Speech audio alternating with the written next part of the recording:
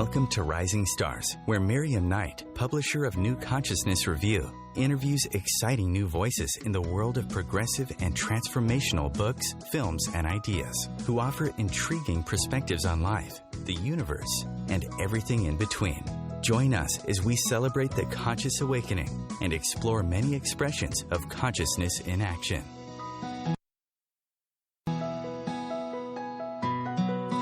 Rising Stars. We have a wonderful star with us today. Tom Bird has written 28 books, including several bestsellers, and he is one of the top writing coaches in the country. His books have been featured in every major newspaper in the United States, as well as on major radio and television talk shows, including The Late Show with David Letterman. His authors have also succeeded, more importantly, and in 2014 alone, 21 authors who came through his retreats achieved #1 Amazon bestseller status. Over the years, because of the inside-out spiritual nature of the methods he shares, he has become known by those who have studied under him as a book whisperer, book shaman, or literary midwife. Tom's new book, Right from God, is already a #1 bestseller on Amazon. In it, he claims that the reason so many of us are drawn to write books is because in penning those books, we are given the opportunity to commune directly with God, who urgently desires to bridge the gap between the human side of us and the divine within us. Well, welcome, Tom. Thank you, Miriam. It's a pleasure to be here. Thanks for a great introduction as well, too. I'm so delighted to have you on the show, Tom, because I would guess that a very large percentage of our listenership has a book kind of buried somewhere deep inside that they have no idea on how to bring out. And you are here to tell us that you have a way to make it happen. Tell us about your book. What do you mean? And the title of your book is Right with a W, then Right with an R, from God, right from God. What do you mean by that? I think there's a very sacred, secret desire beyond our desires to write books.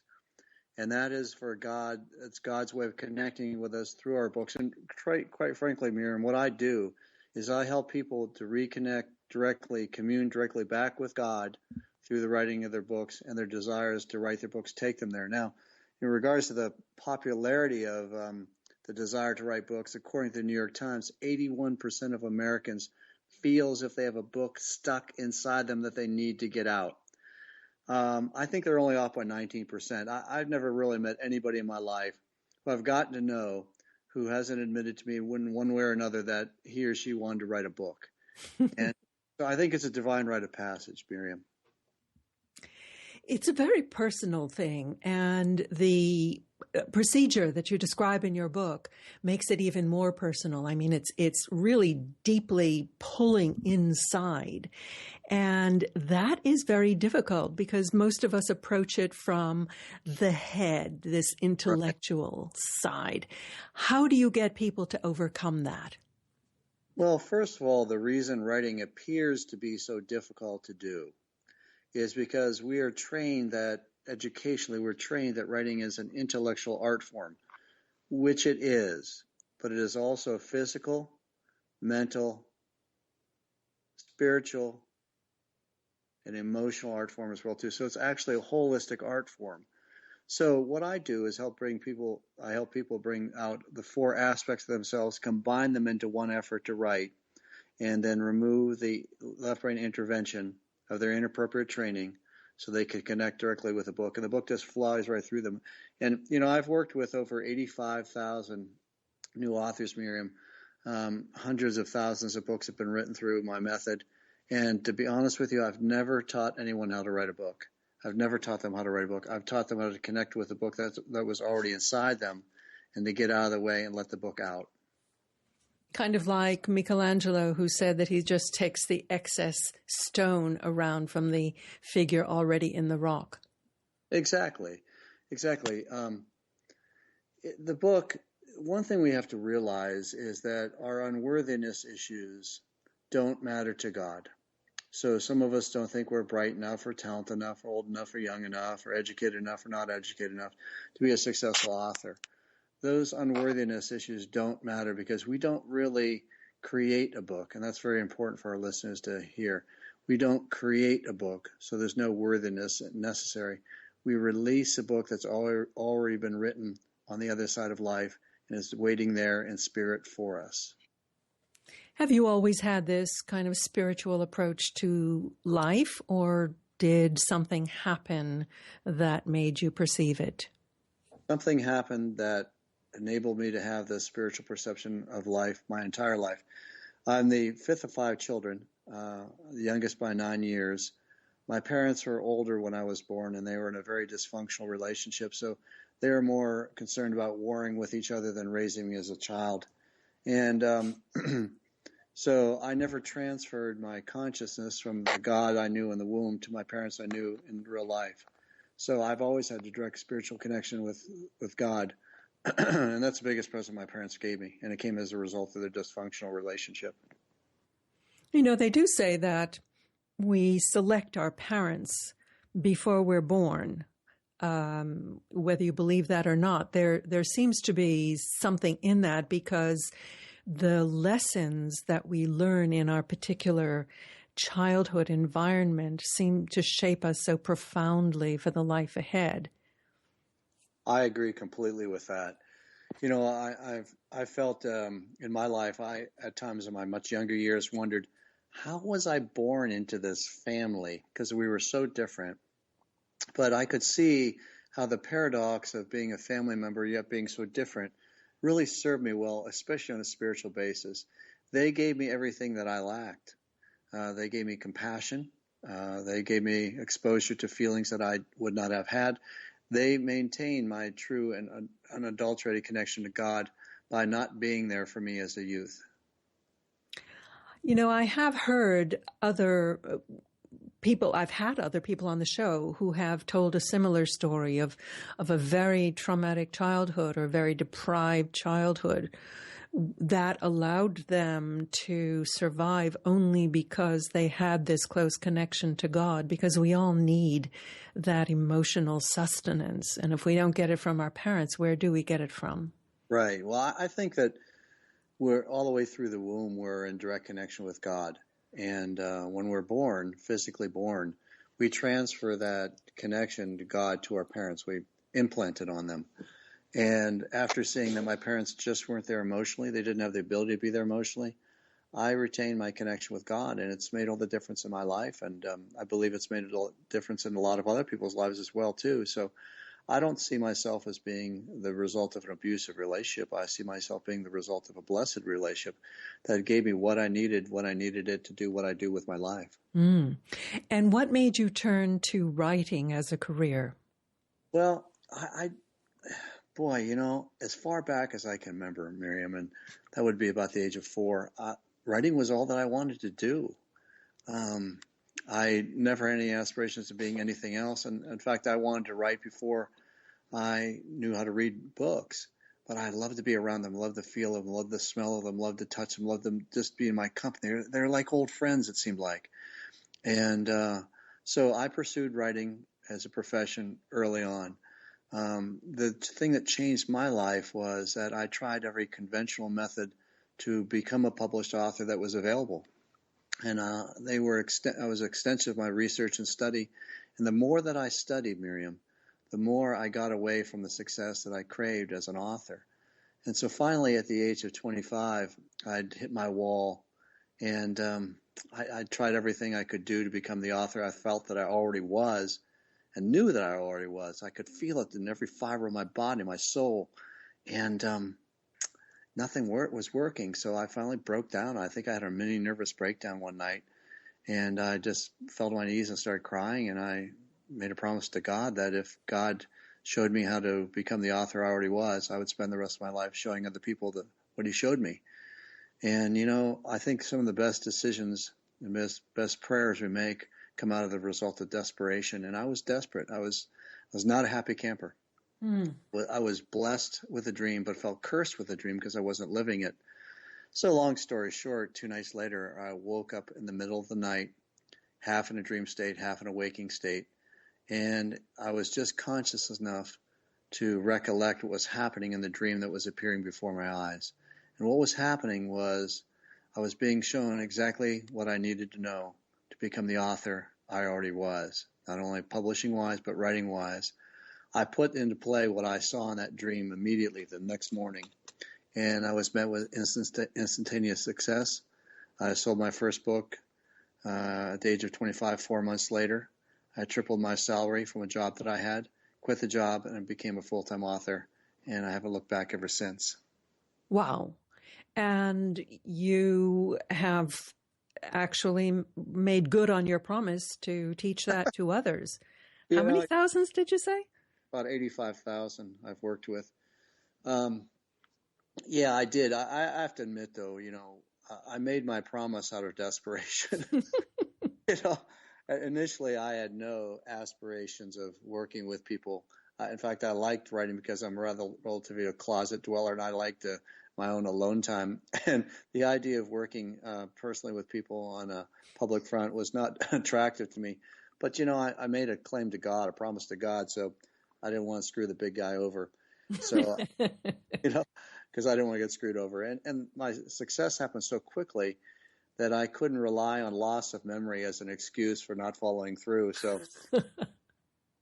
So I started teaching reluctantly. And in the back of my mind, I was really thinking, when God sees how bad of an instructor I am, he's going to be making deals with me. You never speak to anybody about writing ever again. I'll make it And that didn't work out. So I discovered a few things. First of all, I wasn't the only writer in the world. It's just that most people don't admit to being that. My classes started to take off in great popularity. And that's terrific. Well, we'll pick this up. We have to take a break now, but we are speaking with Tom Bird, author of Right from God. Stay with us, and we will be right back.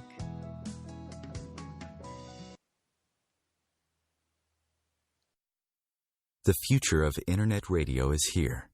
Om Times Radio. IOM FM.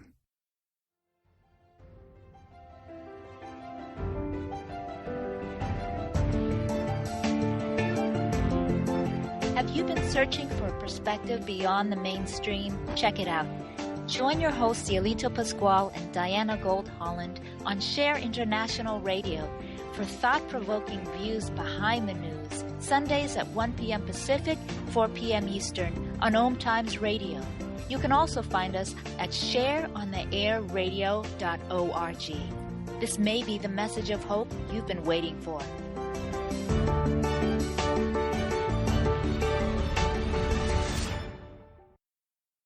Being a radio host on IOM FM allows you to build your show on a rich platform with the power of the Internet to fulfill your outreach goals and connect with a very specialized and global online audience, unlimited by time and distance. Om Times Radio will provide you with web relevance, a recognizable conscious brand, and with the standard of excellence that has accompanied every single Om Times endeavor. Host your show with Om Times Radio Network.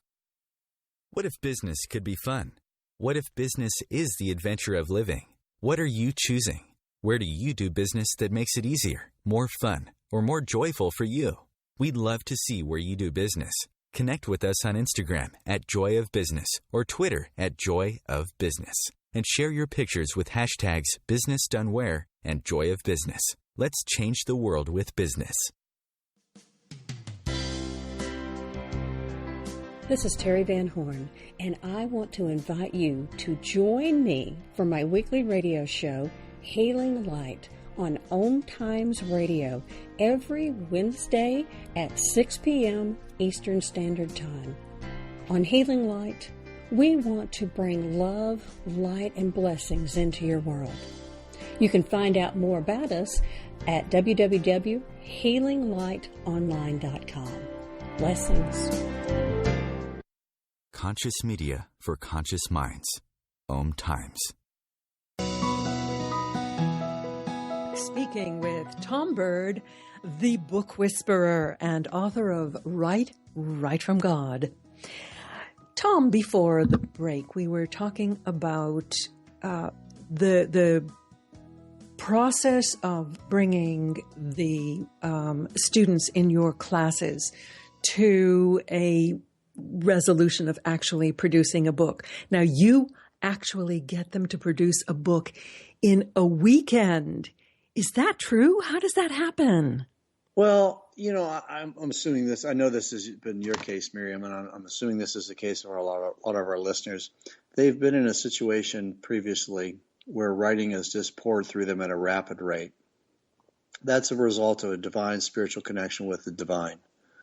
And our job, my job, is specifically at these retreats, is to help people return to that specific state, to stay in that state and allow their books to come out of them. Again, I want to remind everybody that we're talking about books being released and not created. We're releasing books that have already been created. And so the books come out at a very rapid pace for one reason. Number one, they're spiritual in nature, so they don't have to carry around a body. Second reason, because the faster they come out, the less left brain intervention the author will experience. So the book will come out heartfelt. So the average writing speed at one of our writing retreats is 2,500 words per hour. The length of an American adult book is 35,000 words. So you can see it's going to take the author somewhere around 12 to 13 hours to complete his or her book. And so we just help them get in that state, remain in that state, remain in communion with God through that book, allow the book out to come out, and then the book writes itself and finishes itself in that period of time. So actually I could teach these retreats in about a day and a half, Miriam, but we'd like to have them be 3.5 days so we can go into revision and publishing and other topics that authors like to approach during that period of time. And we do have a 97% success rate at our retreats. Wow. I bet a lot of universities would envy that. So is there a particular theme that tends to come out, or is it very personal? I mean, are there kind of informational books, funny books, memoirs, or do they all kind of come out, sort of self-revelations? All great writing comes from the same place. It comes from spirit and comes through the heart. So it doesn't matter what someone writes as long as they write from the heart and from spirit. So we get a wide variety of books in our classes and our retreats. We get children's books, novels, nonfiction books, autobiographies. We get everything. But every book is personally laced with the essence, the ambiance, the soul, and the heart and passion of the author. That's what scares people so much about writing, you see, because every book that you'll write is autobiographical in one way or another because it exposes a very deep, passionate part of yourself that we've been told to hide from the world so we don't become emotionally vulnerable to getting hurt. It sounds to me like it could be a very healing experience. Well, if you can imagine sitting in the company of direct communion with God for 2 consecutive days and absorbing every ounce of white light energy that God gives, it can't help but be healing. It's healing and enlightening at the same time. We can't have enlightenment without healing first. We have to bind the wounds and heal the wounds that keep us from opening up. And the more we heal, the more we open up, the more we open up to God, the more we come in direct communion with God. So it's not only healing, it's enlightening. And to be honest with you, Miriam, I've got this down to such a science. I don't even really worry about people writing books in my retreats. What really turns me on is I watch the personal transformations they go through to become the authors and the voices and the souls and the inspirational spokespersons they already are. That's what really turns me on. And the books are just a metaphor for that. So what percentage of the people who attend your, let me see, I think you call it Write Your Bestseller in a Weekend retreat? How many of them actually do finish the book during the weekend? 97%. Wow. And the 3% that have not finished in the last 4.5 years finished their books the week after because their books were a little bit longer in length than the norm. You see, once you tap into the divine book that's calling you to write it, it's almost impossible to stop that book from coming out without injuring yourself. So once an author gets in direct connection with that book, and the book gets halfway through, 3/4 of the way through, quarter of the way through, it's impossible to stop that book from coming out. And it's easier to go with the flow than it is to resist it at that point. So the book literally writes itself. And it writes itself so quickly that the author at times knows the general context of what they wrote about, be it a mystery or nonfiction book, but they don't know the inner workings of the book. So when they actually go back and read it for the first time, it's like reading the book for the first time because they don't remember a lot of what they wrote down. So it's actually a very enlightening experience. And they can see in a tangible form, they can see on those pages how wonderful, how beautiful, how inspirational, and how important they are to the world. They can see it right there, just like a mirror reflection that they can no longer hide from. And that's where the enlightenment and the life-changing experiences of writing transpire. Right there, when they can see it and feel it. They can no longer deny their own brilliance. My goodness. So how many of these have actually achieved bestseller status? Last year, 21. This year, we've got about 16, but we'll probably have 30 by the end of the year. Just in the last 3 years, we've had, I'd say, 55, 60. And how do people get them published afterwards? Are they self-published, or do they find publishers? Well, the new trend, and thank God it's a trend, is to self-publish your book because conventional publishing is basically dead. And to self-publish your book and internationally distribute it yourself, of course, with a lot of assistance. I have a publishing firm called Sojourn Publishing Incorporated, and that's what we do for authors. Mm-hmm. We can actually take an author right from a retreat, have their book published in a few weeks, and have them on a bestseller list within 3 months. Wow. I mean, most publishers, give you like a 6-month turnaround if they're speedy. If you're very lucky, yeah. Then they keep the majority of the money. Yeah. Our authors receive 100% of the gross proceeds from their books. Can somebody make a living as an author? I have been for the last 32 years, sure. And I have to think if I can, anybody can. Yes, you can. You can. It's not so much belief as much as desire.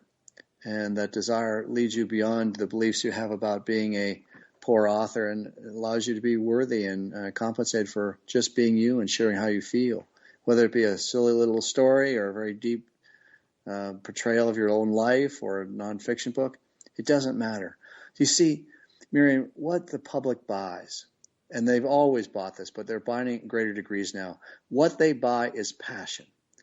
See, when they read a book, they want to feel something. They want to feel something because when they feel something, whether it's anger, laughter, sadness, anything, any feeling, depression, any feeling that they have makes them feel alive. It reminds them that they are alive. So as long as an author is willing to open up to his or her heart and download that book that's already there and not screw it up through over revising it, they can be a success because that's what people want. They want passion. There has to be a little bit of re-education in the process because innocently, we've been inappropriately trained to be authors in a way that doesn't work. So there has to be some retraining. But that's minimal. And most of the people I work with are so hungry to be that author that they absorb so quickly, like really, really dry sponges, the information I have to offer. And they can, within 2 or 3 hours, they can completely resurrect their efforts as far as authors are concerned. Can you make a living? Yes. Should? Absolutely. To make, on an average, going the self-publishing route, you can make approximately $8 a book. So if you need to make $40,000 a year, you need to sell 5,000 books a year. So can you make it? Yeah, you can. And I think we have a responsibility to ourselves to be honored through the purchases of our books. There's a theory about giving all your books away for free. We read the books that we pay the most for first. And then we eventually get to the ones we don't pay anything for, which means we very rarely ever get to those. So charging for your books is a very important part of the process. Yeah, it's also honoring your effort. I would guess that the bigger benefit to the author is having that inner voice come out in acknowledging that message that has been bottled up inside. Do you have any experiences to tell us about? You had a number of experiences in your book of people whose lives were changed as a result of writing their book. Oh, I've seen physical ailments healed. I've seen relationships healed.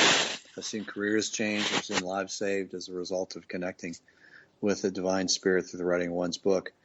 You see, the divine energy, the divine inspiration is pouring into us at all times. Mm-hmm. If we utilize it and let it out of our bodies and into our lives and the lives around us change. If we do not put it into use, it gets stuck inside of us, and that's where diseases come from, mental illness, depression, all kinds of things, because that divine energy, as beautiful as it is, when it sits around and coagulates, it begins to stink and causes malfunction in our systems, in our soul systems. And so I've seen people come in that said they couldn't write. They could no longer use their arm to write. But they wanted to write a book, and I told them, well, you're going to have to get over this concern of yours to write your book. And within 20 minutes, they were writing beautifully. And the one lady I was referring to, she's written 7 books since, and she came into my retreat debilitated from a car accident, and she had crashed or jammed up her right shoulder, and according to the doctor, she wouldn't be able to write for more than just her name on a check. And I said, well, when she asked me about that, I said, well, the feeling I'm getting, the intuitive feeling, the response I'm getting is that... Oh, we're going to have to take another break. That's the signal, Tom. But okay. We'll get right back with Tom Bird, author of Right from God, after this message. Stay with us.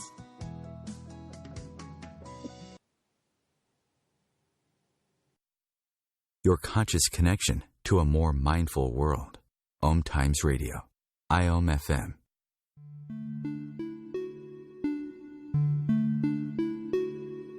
Greetings, fellow soul travelers. This is Dr. Amelia Kemp with Om Times Radio.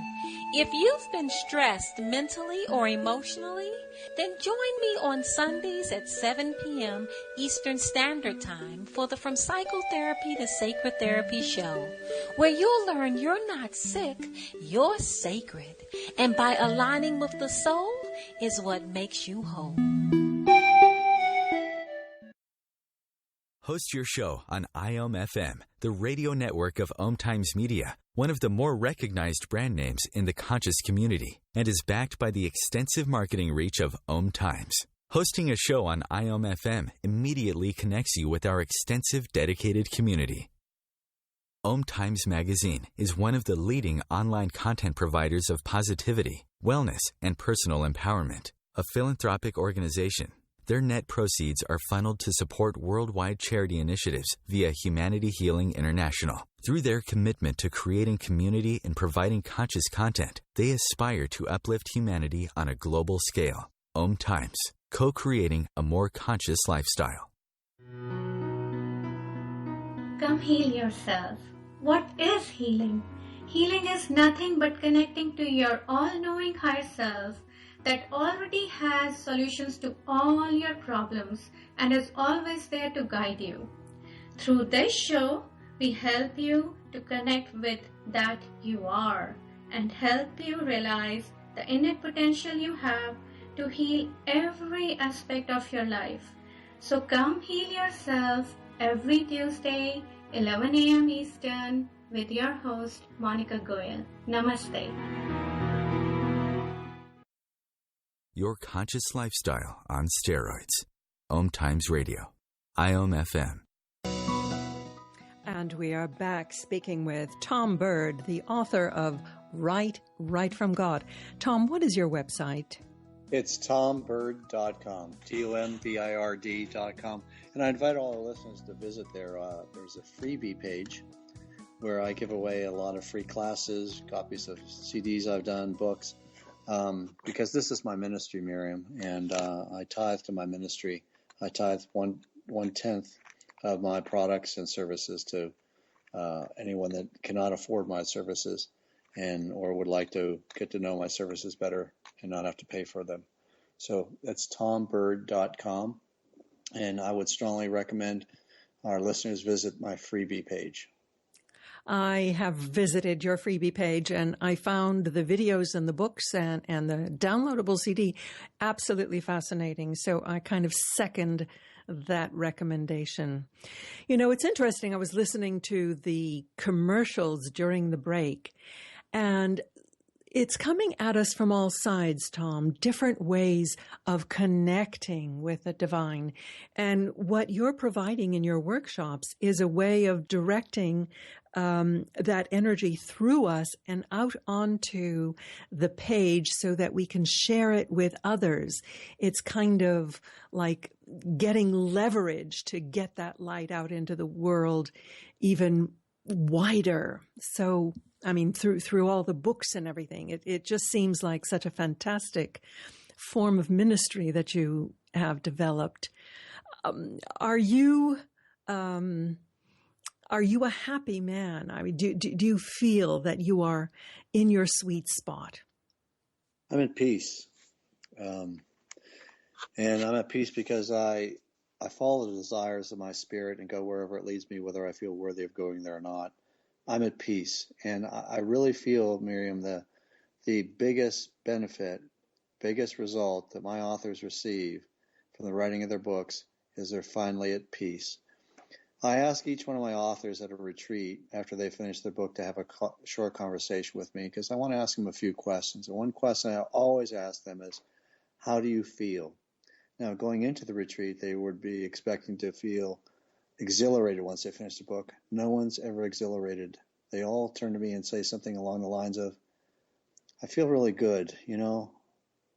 I feel connected. I feel at peace. And I believe through peace, anything is possible for a human being. Without peace, I don't feel we have the direct connection with God. And I think peace is a result of a direct manifestation with God. I'm extremely happy. I have the life I want. I've had it for the last 32 years. I get to contribute to life in a very meaningful way, doing something I really enjoy with people I really admire.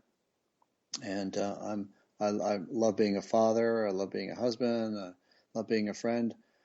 If I sat back and redesigned my life, my current life, I would redesign along the exact same lines that I'm living it right now. And it comes as a result of my steps that I took to write. I got to tell you, I'd be a very tortured soul if I had not taken the steps to be the writer that I feel I already am. And I feel it's true with everyone that shows up at my retreats too. What they don't understand is that the books that are trying to get out of them will not go away, that they're not that difficult to connect with, and that there's a bigger prize at the end of the race other than just having a written book. It's a transformational experience, and it's transforming them to the peaceful existence that we all deserve. Well, part of the peace, of course, is having a reliable source of income. I think once that is taken off the table, then people can, release themselves to being creative. So it's kind of a question of cart before the horse. But when you talk about being able to invest in one weekend and get it out there, that makes a totally different equation, because then you can see the result and you can kind of gauge whether this is something that you can take forward. Well, what I try to do in designing my curriculums, Miriam, is I try to remove any and all excuses that a person may have for not taking my retreats. I made them affordable. I made them convenient. I made them available so they can even attend them remotely. And I made them very efficient time-wise. I mean, frankly, if a person can't take 3.5 days away from their life to write the book, then they're just not ready to take that step as far as I'm concerned. So, all authors are great writers of excuses, and they could write encyclopedias on them, the excuses they've used for the years. And my job is to try to remove those excuses so they finally have to take the step that's best for them. That's interesting that you say people can take it remotely. How does that work? We use a system called Zoom, which is an interconference video conferencing system. And so we actually have at our Sedona retreats available, we have cameras available that record the entire retreat and enable that anyone around the world can plug into that retreat and take it live from their remote location. We can take up to 1,000 new authors in remotely through one of our live retreats. And we've had authors from as far away as China, Vietnam, Germany, England, Egypt, France, and Australia take our retreats remotely, and they've performed just as well as the people that were actually taking them live, which I found to be a strange phenomenon. I thought that an author would have to literally physically be at a retreat to do well with it, and I've been proven wrong. The ambiance, the energetic ambiance of the retreats obviously permeates through distance. And so we've had great results with that. We've tested it for the last 2 years. We haven't had any problems at all technically or logistically. So it's going to be a full-time offering starting next year in 2016. I was going to ask you that because, I was wondering whether being in a physical community and experiencing it would be more powerful, when 2 or more are gathered in my name. Yes. So you're saying that experience actually comes right through the internet. It does. And it's surprised no one more than me. But we've had just as successful results remotely as we have live. If a person wants to make a career out of writing, I recommend that they try to attend a live one and first, as for the writing of the first book, and they do remote after that. But even if they don't have the ability or wherewithal to get to Sedona, Arizona to attend a live retreat, they can still successfully write their books remotely. So it's amazed even me. What do they get at the live retreat that gives them that extra edge? They get more access to me, number one.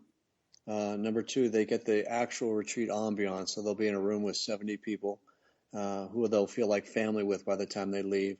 And they get the consistent ambiance of being in the retreat environment through the entire weekend. Where our remote students normally do it from the comfort of a living room or a hotel room, and they're kind of sequestered away, the live people that attend our retreats live get the group experience. Mm-hmm. That's the biggest advantage. What are some of the other books you've written, Tom? Well, I started out writing books in baseball. Baseball. Well, yeah, I happened to go to a good state university in Pennsylvania, and I got a job sight unseen with the Pittsburgh Pirates. And right out of college, I got hired, and we won the World Series my first year. And I made a lot of friends and a lot of contacts in baseball, so I wrote 4 baseball books to start off with, spiritual baseball books, tapping into the inner athlete in all of us, and writing about it from the perspective of these celebrities who I knew very well, who were close friends of mine. I've written novels. I'm just about to release a novel called The Twin Flame that'll be out next spring. And I believe it captures fictionally the experience that so many of us are feeling, drawn to, where we feel like we've got these really great lives and everything seems to be taken care of. Every T seems to be crossed, but there's something missing. And I think that one thing that's missing is that twin flame, conscious twin flame connection that we all seek to find the other half of ourselves. And that's what this book is about. My goodness, that's such a variety. And do you use that process every time you write a book? I sure do. It's become my knee-jerk reaction to writing a book. I had to drop everything I learned about writing to accept what the real truth was about how to perform it, and I haven't changed in the last 30 years. So it's not just one book that most of us have buried, but some of us have multiple books. Yes. Miriam, I haven't seen an author come through one of my retreats in the last 7 or 8 years who I would categorize as a one-book author. Most of them are through the writing of their first books or removing an inspirational cloth that opens up to a library of books waiting to be released behind it. Mm. Tell us about that CD that you have on your website that people can download. Well, an author's, new authors' their biggest concerns are their ability to get into the writing, as they call it, to get out of writer's block, get into the writing. I have a free CD on my website on the freebie page. It's called Transitioning Back to the Author You Were Meant to Be, and you can go to my website and download it anytime that you'd like. And the CD has a relaxation technique, 6-minute relaxation track that relaxes you, calms your left brain so you can open up your heart and connect with the divine through your right brain.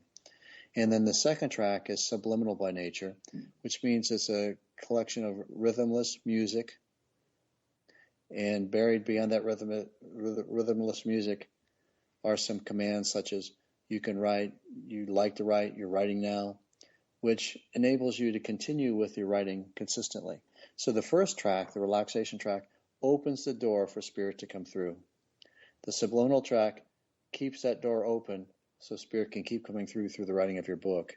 And it cures writer's block immediately. And it's one of the primary focuses of my retreats. I really couldn't teach the retreats I do if I had not put together this CD, which keeps people in that divine state the entire length of the retreat through the subliminal messages which I use. How amazing. So it's writing right from God.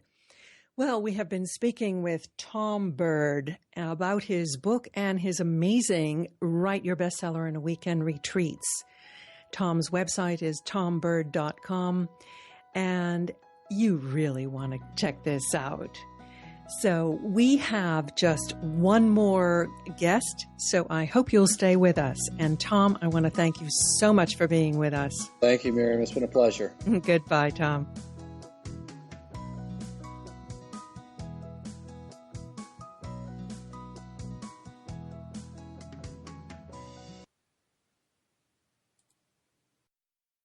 Free your mind with Om Times Radio, IOM FM.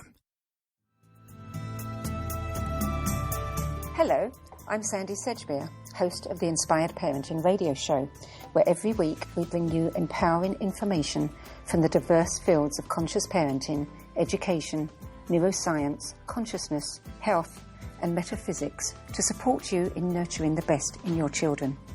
So if you're interested in understanding what shapes your children's minds, spirits, and hearts, join me every Thursday at 4 p.m. Pacific Time, 7 p.m. Eastern Time, and prepare to be inspired.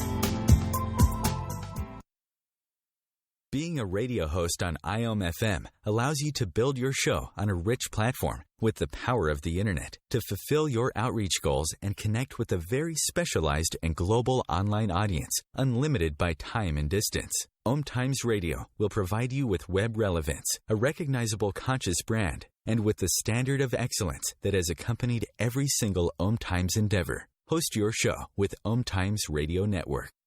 Simone Milasas would like you to know that business can be fun, which is why she wrote the book, Joy of Business. What if you could have the joy of business rather than the stress and struggle? Most of the time, the only thing stopping you from a thriving business is you. In the Joy of Business book, Simone gives you access consciousness tools and pragmatic ways to get out of your own way and to create the business, life, and living you know is possible and beyond what this reality says is achievable. Business is joy. It's creation. It's generative. It can be the adventure of living. You can purchase your copy of the book through Amazon or Joy of Business website, www.accessjoyofbusiness.com. Hi, this is Angela Levesque, host of Entanglement Radio. Join me Wednesdays at 12 p.m. Eastern for inspiring conversations with visionaries in spiritual science and conscious healing. Entanglement Radio, Wednesdays at 12 p.m. Eastern. Transcendent talk for the conscious mind. The cutting edge of conscious radio, Om Times Radio, IOM FM. And we are back, and I am hoping that we get our next guest, Rebecca Campbell, but we seem to be having some issues in connecting with her.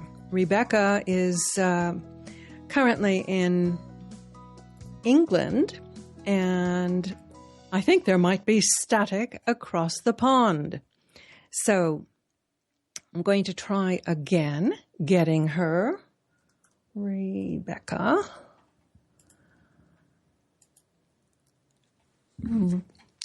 And it is ringing. Rebecca is a Hay House author. She's an inspirational and motivational speaker and a grounded intuitive mentor and practical intuitive guide. She guides people to awaken the authentic light within and act on the true callings of her soul, of their soul. Now, she is one of Hay House's freshest voices, particularly Hay House in the UK, and her latest book is called Light is the New Black, a guide to answering your soul's calling and working your light. She was previously an award-winning creative director in advertising, and she co-founded the Spirited Project. And she's been featured in several mainstream publications, such as the Sunday Times Style magazine and Psychologies magazine. We still do not seem to have her on the site. So I think we will simply have to fill this space with I guess some stream of consciousness. One of the things that Rebecca is really focusing on in her book is helping people connect with their intuition in order to live wonderful lives, both personally and professionally. Let me see. Well, we're going to try her again. Okay. So, add Rebecca. Rebecca, are you there now? It says it's ringing. It says she's online. But she doesn't seem to be able to pick up. That is very disappointing. But I'm going to leave it ringing, and I want to get back to Rebecca's message. Intuition is our inner GPS. It's the guidance system that we were talking about earlier with Tom Bird. It is so vitally important to living the life that we were meant to live, and not only that, understanding who we are and where we've come from. When we live our daily lives and we feel the pressures that we kind of absorb from the environment, from the news, we get so dispirited. We may be looking for a relationship. Rebecca, are you with us now? I am. Oh, thank heavens. I was just wondering how long I was going to have to tap dance here. Oh, I see. So, okay. So it's an hour difference for me. So it must have been a daylight saving thing, but I'm here anyway. I thought it was an hour later we were talking, but I'm at my desk and I'm ready to talk to you. Oh, that is good. Rebecca, I've already introduced you. I've introduced the whole notion of connecting with one's intuition. Mm-hmm. Tell us about your book, Light is the New Black. So Light is the New Black is really, it's a guidebook for what I call modern day light workers. And as far as I'm concerned, anyone on this call is a modern day light worker, because to me, a light worker is anyone who is devoted to answering the call of spirit, right, versus the call of our ego, and who feels that niggle to maybe step forward and devote their life to something bigger. And through the book, it's all about creating the space to really listen to the call of what I call our soul. It's our intuition. It's our spirit. It's that part of us that's connected to that universal wisdom. And what prompted you to write it? You know what? Since I was a young teenager, when I had my first awakening, I started scribbling down these thoughts, and it's almost like it was like 17 years later, the book actually happened. So it felt like it was a message that I certainly needed to hear myself. And, you know, I find so many of us when it comes to answering that greater call and, you know, answering what's my purpose, what's my larger calling in life, I often think that the thing that we're here to teach is the thing we most need to learn. And so I really feel with this book, it's like, in a way, I wrote it for others, but it was what my soul needed to hear at the time as well. Well, that is so much in line with the message of our previous guest, who actually talks about writing a book over a weekend. So wow, we might want to connect you two. I'm envious of that. I'm getting ready to write my next, and I think I need several months. But yeah, I'm open to being surprised and getting it all in a weekend. Well, his point, and I think your point, is that it's important to connect to your intuition, and it is letting that spirit come through you and onto the page. And if I'm not mistaken, that's exactly what you do. Absolutely, absolutely. When I write, I find it the best place for me to write is in nature, surrounding myself with the beauty, and particularly like flowers, trees, and all of that. And I find that in doing that, it's almost like my heart is opened, because when our heart opens, what happens is that our soul and spirit can step forward, and we can, when we're in that space in spirit, that's where we can be inspired. Mm-hmm. You know, that word is in spirit, inspired. There is no coincidence there, you know. And I really feel, I often say to people, you know, follow the invisible trail of the things that light you up. So for me, flowers light me up. And I'm looking in my office now, it's almost like it's a flower den. It's just crazy. But several years ago, like, I had no idea how much flowers lit me up. And then when I was putting literally the last word, and I clicked file and save on my laptop and finished the book, I looked up and I realized I was sitting in the middle of Regent's Park Rose Garden, where I'd written pretty much the whole book, from park bench to park bench to park bench. And it just blew my mind at how, when we truly follow those things that light us up and answer that inner yearning, which is always calling us towards our heart opening, when we give ourselves that and get out of the way, amazing things can happen. You talk about people who are an undercover light worker. What do you mean by that? Well, undercover light workers to me are, there is two different types. First of all, there's the ones that are in a serious spiritual closet. They're the ones who are afraid of, you know, being outed for being the hippie, you know, and they're afraid of what people are going to think of their spiritual beliefs. That was certainly me. From a young age, I felt very weird and different from my friends and people around me. And so I very promptly went into a spiritual closet and kept that part of my life. It was very rich, and, you know, I did many courses and trained up in it and all of that, but not everyone in my life knew about it or knew about it to the extent. And I ended up going into advertising, actually. I knew I wanted to put positive messages out there into the world, and I thought advertising was a perfect example. And I very consciously went into that career as an undercover light worker. And, you know, I'm not necessarily saying that's a bad thing. I think undercover light workers are amazing. We need light workers everywhere. But yeah, that's my terminology of an undercover light worker. It's really just someone who is not overtly going and saying, I'm the spiritual teacher, but they're doing the work regardless. So what is your recommendation to our listeners for turning their light on?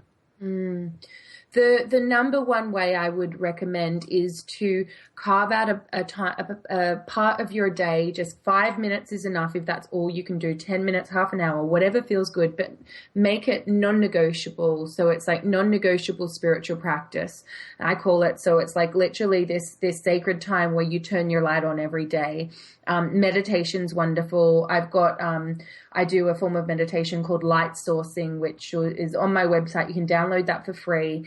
And it's really just allowing that universal light energy to come down from the heavens above and just replenish and fill you up, because we can't give anything that we don't have. And by showing up to that non-negotiable window of time every day, it really regenerates us and fills up that inner light. And when our inner light's on, then we have so much more to go around, and we can hear our intuition so much more clearly. Rebecca, what is your website? It's RebeccaCampbell.me, so RebeccaCampbell.me. And just, it's up the top. You'll see a thing of download my free sourcing meditation. And you have a free video series that you're offering there, right? I do actually, yeah. So that'll be on the same homepage. Just scroll down a little bit. That's it's like 7 really powerful teachings from the book Light is the New Black. Great. So that's available for free for anyone as well. Thank you, Rebecca Campbell, author of Light is the New Black. Thank you for being with us, Rebecca. Thank you for having me. Thank you. Well, thank you for listening today, and I hope you'll join us next week. In the meantime, do visit New Consciousness Review at ncreview.com for our archive. This is Miriam Knight. Thank you for listening. Many blessings, light and love.